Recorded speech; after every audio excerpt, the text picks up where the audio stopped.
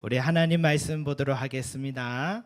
레위기 3장 12절에서 17절까지 말씀. 레위기 3장 12절에서 17절까지 말씀입니다.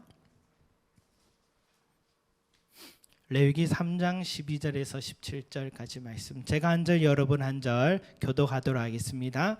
만일 그의 예물이 염소면 그것을 여호와 앞으로 끌어다가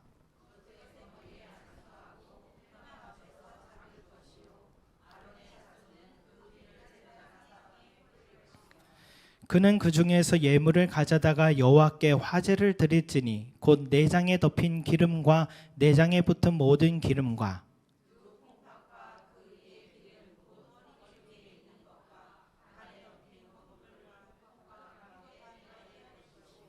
제사장은 그것을 제단 위에서 불사를 지니 이는 화제로 드리는 음식이요 향기로운 냄새라. 모든 기름은 여호와의 것이니라. 너희는 기름과 피를 먹지 말라. 이는 너희의 모든 처소에서 너희 대대로 지킬 영원한 규례니라. 아멘. 여러분, 우리가 지난주에 이어서 이 화목제에 관한 말씀을 우리가 계속 보고 있습니다. 우리 오늘 읽은 이 말씀에는요, 이 양이나 염소를 화목제로 제물로 드릴 때의 내용입니다. 그래서 6절에서 11절까지는 이 양을 제물로 드릴 때의 방법이고, 또 지금 오늘 읽은 12절에서 17절까지는 이 염소를 화목제로 드릴 때의 내용을 우리가 방금 읽은 것입니다. 그런데 앞에 내용을 뺀 것은 두 양이나 염소나 제사 방법이 같아서 앞에 양의 이야기는 뺐습니다. 그런데 한 가지 다른 점이 있다면 양을 제물로 드릴 때는 꼬리 부분도 잘라서 드린다. 왜냐? 이 양의 꼬리에는 이 축산 기술이 발달한 지금과 달리 당시의 양의 꼬리는 상당한 양의 지방, 이 기름이 있었기 때문에 그 꼬리도 하나님께 태워 드렸다라고 그렇게 말씀하고 있습니다. 그 외에는 여러분 이 6절 말씀처럼 이 화목제에서는요, 6절 말씀에 보면 이 번제와는 달리 수컷이든 암컷이든 이 성별의 구분이 없다는 것, 그리고 연령의 제한도 없다는 것, 그렇게 짐승으로 제물을 드릴 수 있다는 점에서 이 염소나 양이나 같다라고 볼 수 있고요. 또 같은 점은 드릴 때에 두 콩팥, 그리고 기름, 내장에 덮인 기름, 그리고 간에 덮인 기름을 골라내서 제단에 태워 드린 점이 같습니다. 나머지 고기는 이렇게 제사장 몫을 떼준 후에 가족과 이웃을 초대해 나눠 먹는 잔치로 그렇게 고기를 먹었습니다.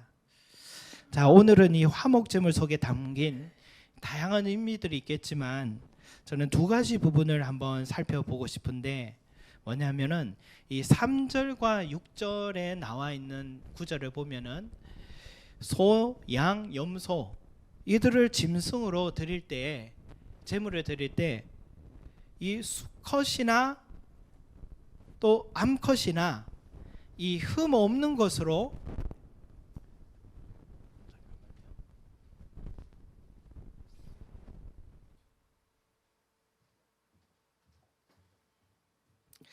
흠 없는 것으로 여호와께 드리라는 이 말씀이 있어요. 여러분, 번제는요 무조건 수컷을 드려야 됐습니다. 순양, 순염소, 수송아지 이렇게 드렸는데, 그리고 또 소의 경우는 어린 송아지를 드려야 됐습니다. 또 번제에서는 양과 염소도 수컷이어야 됐지만 또 1년생 양이나 염소를 드려야 됐습니다. 그런데 이 화목 제물에서는요, 소나 양이나 염소나 수컷 암컷 가리지 않고 성별 구별 없이 다 드려도 됩니다. 그리고 1년생이든 나이가 많든 상관없이 대신 하나님께 흠 없는 거룩함을 상징적으로 의미하죠. 그거는 지켜서 다 드려도 되는 그런 방법이 화목제다라고 할 수 있어요. 이 말씀을 보면서 우리가 생각해 볼 수 있는 건 교회다 뭐냐? 교회란 어떤 곳이냐라는 거죠. 이 화목제물이 암컷이든 수컷이든 구별하지 않는다는 것이요. 이 남성 중심의 이 중동 지역의 종교들과 달리 우리 기독교는요, 남자든 여자든 성별의 차별이 없이 모두에게 열려 있다라는 게 당시에도 참 파격적이다라고 할 수 있습니다. 그래서 예수님을 따른 제자들 중에는 정말 훌륭한 제자들은 사실 여제자들이었어요. 여제자들이 훌륭했어요. 여제자들의 섬김은 대단했습니다. 그래서 예수님은 때로는 내 이름이 전파될 때에 이 여자의 행함도 꼭 전하라 라고 말하실 정도죠. 그러니까 예수님 때나 초대교회 성도들 가운데서도 이 여자들의 아름다운 섬김의 이야기들이 너무 많아서요, 일일이 열거할 수가 없습니다. 여러분, 우리 교회만 봐도 여집사님들의 역할이 얼마나 대단합니까? 지난 추수감사절에 음식 준비 다 하고 앞에 나가서 우쿨렐레 또 연주하고 또 들어가서 예배 끝나자 음식 나누고 마치고 또 우쿨렐레 또 연습하고 그렇게 추수감사절을 다 준비하고 또 성탄절을 준비하는 이 여집사님들의 모습 보면서 우리 교회가 이런 여집사님들의 섬김이 있어서 여기까지 온 것이다는 걸 다시 확인하게 되죠. 그러니까 하나님 앞에서는요, 남자든 여자든 구분이 없습니다. 흠 없는 것이다 라고 했지만 흠 없는 사람은 어디 있겠습니까? 우리 모두 죄인이고요, 다 예수 그리스도를 믿어서 이렇게 된 사람들이잖아요. 그래서 믿는 자는 다 주님 앞에 설 자격을 갖추고 있는 것입니다. 그리고요, 이 화목 제물에서 이 송아지나 1년생만 드리는 이 법칙이 없습니다. 하나님 앞에는요, 뭘 말합니까? 어린아이든 장년이든 노년이든 누구나 다가올 수 있음을 말합니다. 우리 교회도 보면 다양한 연령층이 함께 하고 있다는 것이 참 장점이 아닌가 생각됩니다. 우리 위금순 집사님이 7년째 제자훈련을 하고 있습니다. 졸업을 이제 해야 되는데 아직 제자훈련을 제일 올해 시작부터 지금까지 함께 해주셨는데, 제자훈련 시간에 보면요, 제가 불러주는 글을 깨알같이 다 적으세요. 지금도 처음부터 지금까지 한결같아요.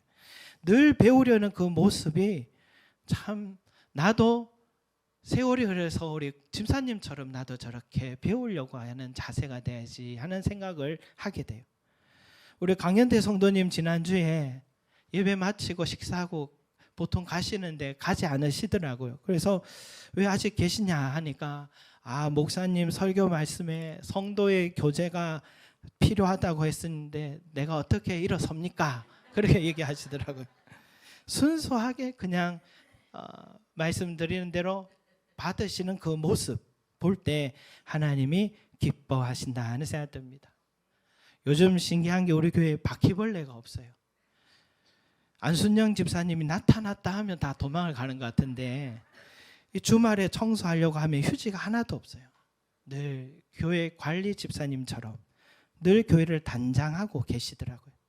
그러니까 이 시니어 성도들의 섬김이 활발하다라는 그런 생각을 다시 하게 됩니다. 이처럼 교회는 어느 연령층도 소외됨 없이 기쁘게 참여할 수 있는 공동체, 그것이 이 화목제의 정신이다 라고 할 수 있겠죠.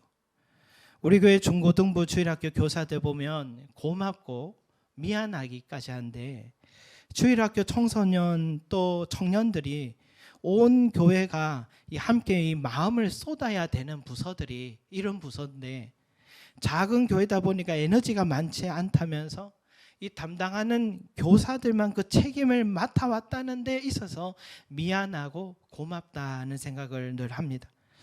자녀 세대를 위한 마음을 더 쏟지 못했던 이 목회자인 저도 이 반성을 많이 다시 하게 되는데, 지금도 이 집 저 집 아직도 교회를 찾지 못한 자녀들이 많이 있습니다. 문제는 교회가 이 마음의 준비를 하지 못하고 있다는 데 있는 것 같아요. 교회가 준비하지 못하고 있어요.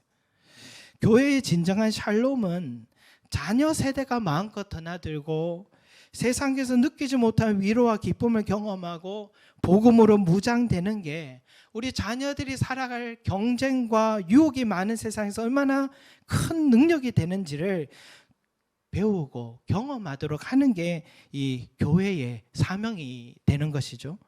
그러려면 교사 몇 사람으로 되는 일이 아니라 목사도 온 교인들도 함께 이 사역에 뛰어들어야 되는 것 같습니다. 서울의 노원구에 주일학교로 성장한 한 교회가 있는데 이제 그 교회 목사님은 은퇴를 하셨어요. 저도 전도사 시절에 이 탐방을 간 적이 있습니다. 20년 전에 어떤 것 같아요. 그때가 교인 수가 그 당시에 한 8천 명이었어요. 근데 주일학교가 4천 명이에요. 교사는 1,000명.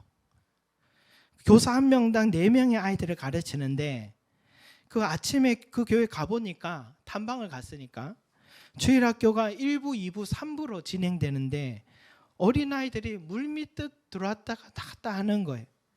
그렇다고 뭐 같이 놀아주고 그런 시간도 없어요. 교회 교육이 특별하지도 않고 예배 방식이 특별하지도 않습니다.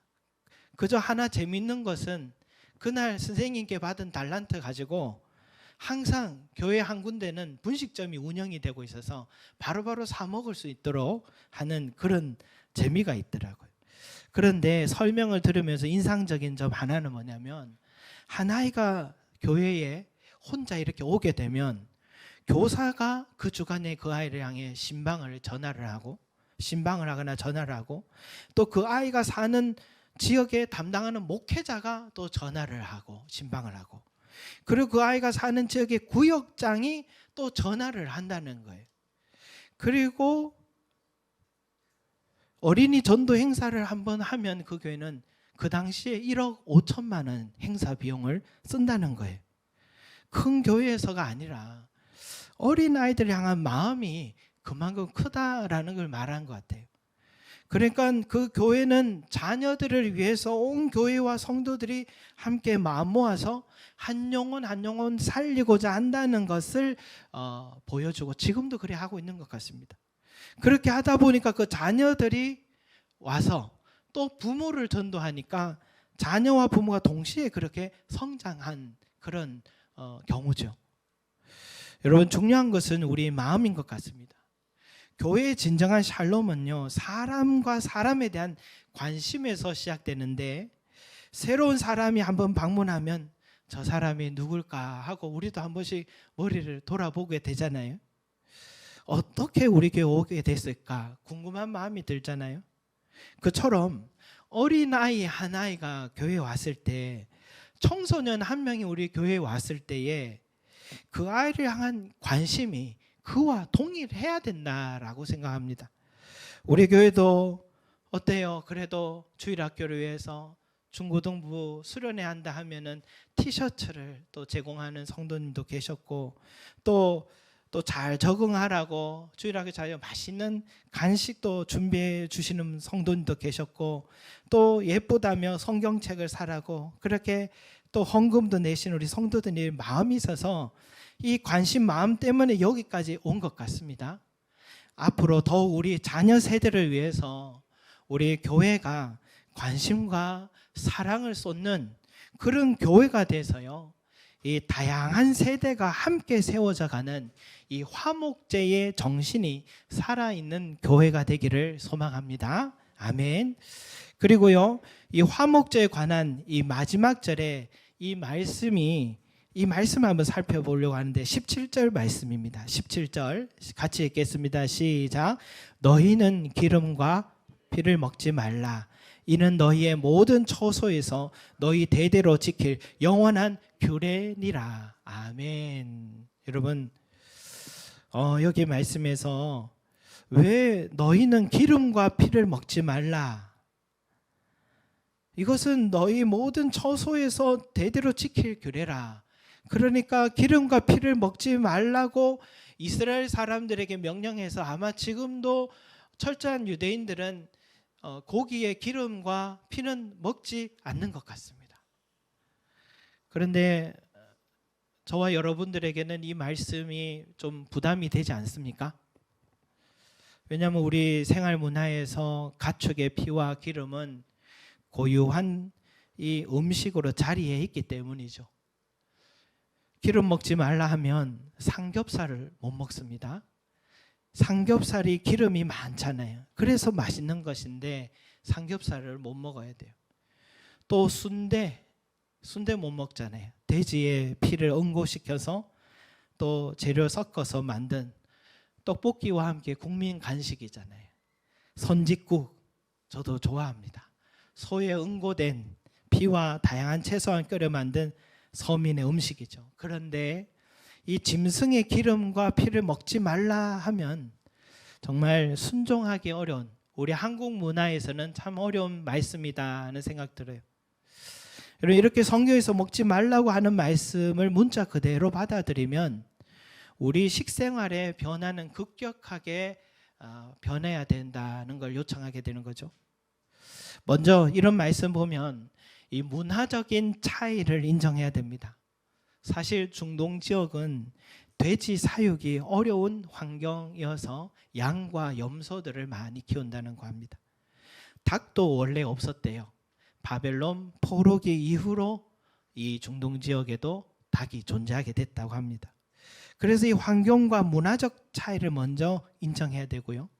또 위생적 차원에서 피와 기름을 먹지 말라 하셨나? 그래 보면 또 그렇지도 않습니다. 특히 이 기름 같은 이 지방 섭취는 어느 정도 필요하다고 합니다. 최근에 다큐멘터리 보다가 보니 중국 산악 고지대에 사는 사람들이 요리를 너무 잘하는데 모든 것이 다 자연적이고 너무 좋잖아요. 그런데 그걸 요리할 때 요리에서는 기름을 뭘로 쓰나 보니까 하나 이렇게 탁 넣더라고요. 굳은 기름을. 이게 돼지 기름이라고 하더라고요.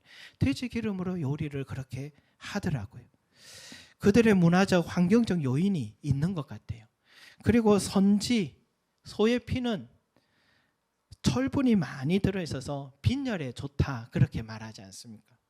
그렇다면 오늘 이 말씀에 너희는 기름과 피를 먹지 말라 이런 말씀은 문자 그대로 볼 게 아니라 영적인 의미가 무엇인가를 우리가 한번 살펴봐야 된다고 볼 수 있습니다. 16절 끝에 모든 기름은 여호와의 것이니라. 13절에도 피를 제단 사방에 뿌릴 것이니라 라는 말씀이 있잖아요. 그러니까 피와 기름은 여호와의 것이다 라는 것이죠. 왜 피와 기름은 여호와의 것이냐? 피는 생명의 근원이기 때문입니다. 요즘은 혈관 건강 지수도 측정한다 하잖아요. 그러니까 피의 건강이 우리 몸의 생명의 건강을 결정짓는 거죠. 기름은 뭡니까? 기름은 왜 여호와의 것이냐?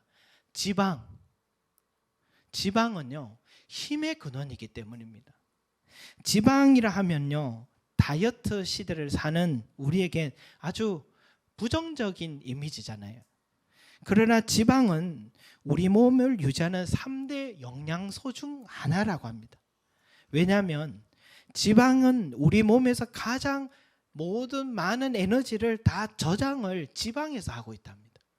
그래서 이 에너지가 부족하면은 제일 먼저 빠지는 게 뭡니까? 지방이 빠지는 거예요. 그 뭐냐면 지방이 에너지로 전환해서 우리 몸에 힘을 공급해 주기 때문에 이 지방의 역할이 이렇게 중요하다는 거예요. 말하자면 자동차가 달리기 위한 연료 탱커가 이 지방이라는 것입니다. 그래서 사랑해 주시기 바랍니다. 지방에서 여러분 빼려고도 하지 마시고 소중하다 생각하시기 바랍니다. 지방에서 우리는 힘을 공급받아서 지방은 힘의 원천입니다. 그래서 기름과 피는 생명과 힘의 근원이고 이 생명과 힘을 공급하시는 분이 누구다? 여호와 하나님이시다라는 걸 인정하기 때문에 여호와께 기름과 지방과 뭡니까? 피를 돌려드리는 것입니다.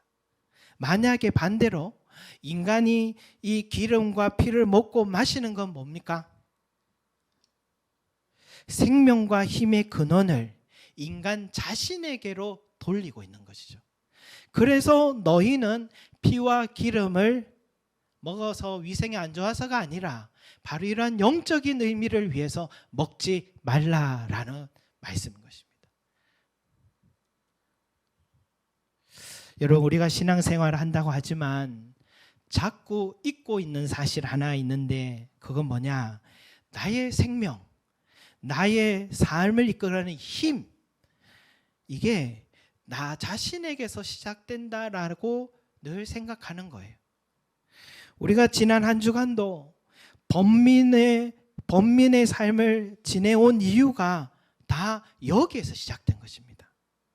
내 생명을 유지하고 내 힘을 공급하기 위해서 나는 많은 노력도 하고 범민도 했지만 결과는 뭡니까? 쇠약해진 몸과 마음뿐이었습니다.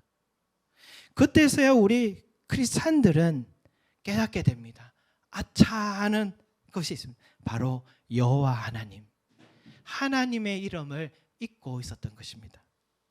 여호와 하나님을 자꾸 제외하고서요, 자꾸만 내 생명을 유지할 힘을 찾고 다녔으니까 나 스스로도 다람쥐 쳇바퀴 돌듯이 공허한 이 에너지만, 시간만 낭비하고 지내온 것입니다. 다윗도 그랬습니다. 그의 인생이 스무고개였어요. 산 넘어 산입니다. 때론 산이 너무 커서 하나님이 기억나지를 못했어요. 생각할 겨를이 없었어요. 기도할 힘도 없고요, 말씀 볼 틈도 없습니다. 아무리 몸부림쳐도 나의 번민과 시련이 해결될 기미가 보이지 않았습니다. 그렇게 다윗도 주저앉아 있을 때에 순간마다 누군가 도와준다는 것을 느끼게 됐어요. 누군가 나를 피할 수 있도록 길을 열어주신다는 것을 느끼게 됐습니다. 그때서야 다윗이 깨닫고 그는 이렇게 외칩니다. 나의 힘이신 여호와여, 내가 주를 사랑하나이다. 나의 생명이신 여호와여, 내가 주를 사랑하나이다. 여호와는 나의 반석이시요, 나의 요새시요, 나를 건지시는 이시요, 나의 방패시요, 나의 구원의 뿌리시요, 나의 산성이십니다 하고 찬양하게 되었습니다. 여러분, 마귀가 예수님께 낸 시험 중에 저는 인상적인 게 하나 있는데, 마귀가 천하 만국을 다 보여줘, 화려한 예루살렘 도시를 보여주면서, 천하 만국이니까 로마 도시까지 다 한순간에 환상으로 보여줬겠죠. 그렇게 보여주면서, 화려한 도시를 보여주면서 예수님께 이렇게 시험해요. 너 나에게 한 번만 절을 해봐. 그러면 저게 다 내 것인데 내가 오늘 너에게 다 줄게. 여러분, 이런 시험 받으면 흔들릴 것 같습니까? 꿈쩍도 하지 않겠죠. 그게 내한테 무슨 소용이 있겠냐.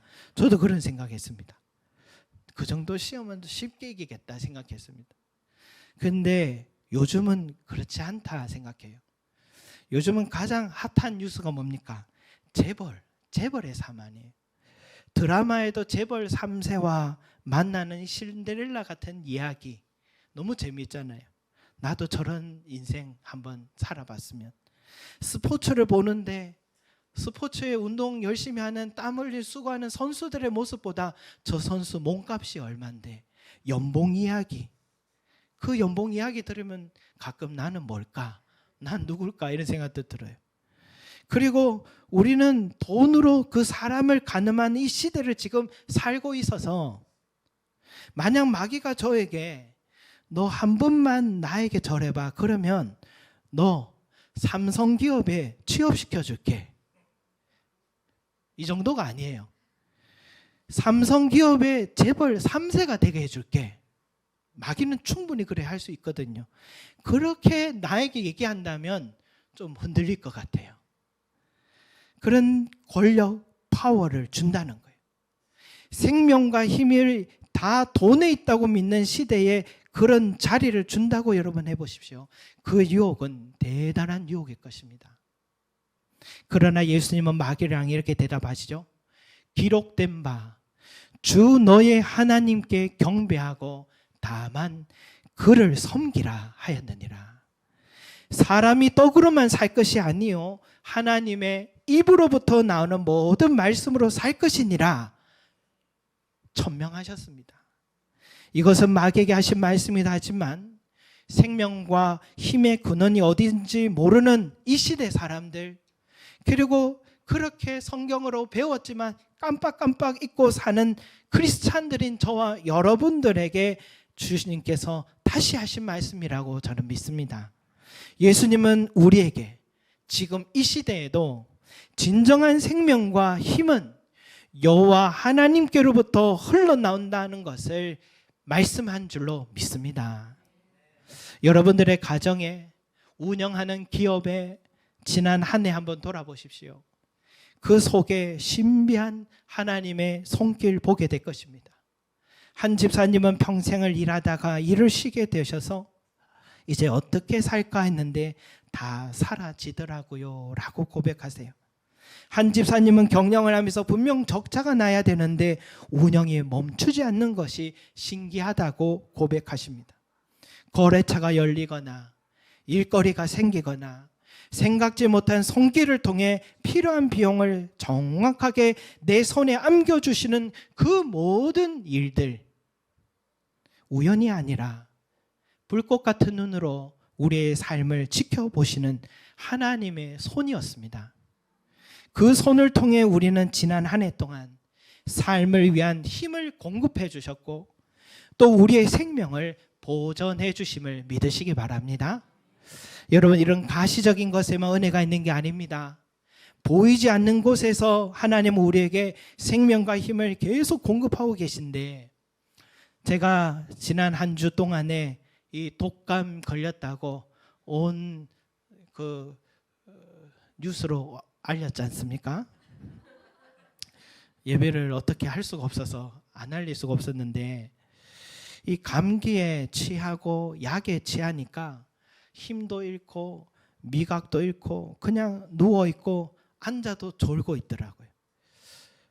이렇게 나약한 게 또 인간이구나 다시 한번 또 경험하게 되는데, 이 집안에 걱정이 있어도 그것도 보니까 힘이 있을 때나 걱정이지 내 몸에 힘이 없으니까 그냥 다 잊고 잠만 자게 되더라고요. 지금 이렇게 모두 기도해 주셔서 또 사랑의 마음으로 응원해 주셔서 다시 이렇게 건강하게 오늘 힘차게 예배 인도하고 있는 것 같습니다. 감사하고요. 또 신기한 것은 뭐냐면 두 자녀도 먼저 독감에 지난주에 걸렸고요. 그리고 저도 걸렸는데 저희 사모는 걸리지가 않는 거예요. 제가 그래서 대단하다, 그렇게 아프면서도 대단하다 그랬습니다. 분명히 저도 사모도 바이러스가 찾아왔을 것인데 저는 면역력이 약해서 못 이긴 것 같고 사모는 면역력이 좋아서 분명히 이긴 것 같아요. 그 보이지 않지만 이 치명적인 바이러스와 싸워 이길 수 있는 이 면역력이 바로 힘 아니겠습니까? 여러분, 우리 몸에 면역력을 계속해서 공급하시는 하나님께 감사하시기 바랍니다. 그로 인해 우리의 생명을 보호하시는 하나님께 늘 감사하시기 바랍니다. 우리가 오늘도 호흡을 하고 있는 이 순간도 하나님께서 공급하시는 힘과 생명 때문임을 잊지 마시고 여러분 항상 감사하시기 바랍니다. 이처럼 기름과 피를 하나님께 바쳐라. 기름과 피는 너희가 절대로 먹지를 마라 하신 말씀은 우리의 힘과 생명의 원천이 항상 어디에서 흘러나오는지 분명히 알고 그분만을 섬기라고 하신 말씀인 것입니다. 기름과 피 먹지 말라는 게 아니라 여러분, 이 사람들은 기름 볼 때, 피 볼 때 이건 하나님의 것이지, 생명과 힘은 하나님께로부터 오는 것이지, 그거 기억하라고 주신 말씀인 것 같습니다. 성도 여러분, 사탄은 끊임없이 우리를 미혹할 겁니다. 그 사실을 깜빡깜빡 잊게 하려고. 흔들리지 마시기 바랍니다. 내 삶의 힘과 생명은 여호와 하나님께로부터 나온다는 사실을, 내 영혼의 힘과 생명은 여호와 하나님께로부터 흘러나온다는 사실을 믿음으로 살아가시기 바랍니다. 그 믿음을 드리는 자가 화목제를 드리는 자입니다. 기도드리겠습니다. 사랑과 은혜가 많으신 우리 아버지 하나님, 우리도 진정한 화목제 드리는 교회 되게 해 주시옵소서. 어린아이부터 장년, 노년에 이르기까지, 그리고 남자, 여자 구분 없이, 또 이방인이든 또 우리 민족이든 구분 없이 모든 사람이 예수 그리스도 안에서 흠없는 자가 되었다면 누구나 함께 교회를 세워가야 된다는 사실 주여 잊지 말게 해 주셔서 우리 교회가 다양한 하나님이여 세대가 함께 통합의 신앙생활을 잘 올려드리는 그런 교회가 될 수 있도록, 주일학교가 더 성장해야 된다면 온 교회가 우리 주일학교를 위해서 또 교회의 미래를 위해서 준비하는 교회가 되게 하여 주시고, 또 우리 교회 또 시니어층들을 위해서 잘 섬기는 우리 교회가 되게 하여 주셔서 우리 모두가 기쁨으로 함께 화목제를 드리는 교회 되게 하여 주시옵소서.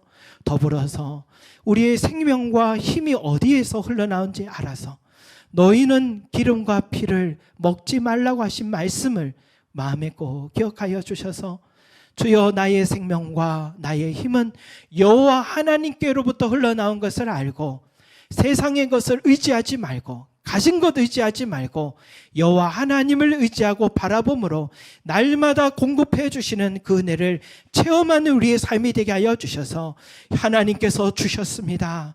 나의 생명이신 여호와여 찬양합니다. 나의 힘이신 여호와여 찬양합니다 하며 고백하는 다윗과 같은 우리의 신앙의 삶이 될 수 있도록 축복하여 주시옵소서. 그러해서 날마다 화목제를 하나님께 올려드리는 우리 교회 성도들이 되기를 소망합니다. 감사드리며 예수 그리스도 이름으로 기도드립니다. 아멘.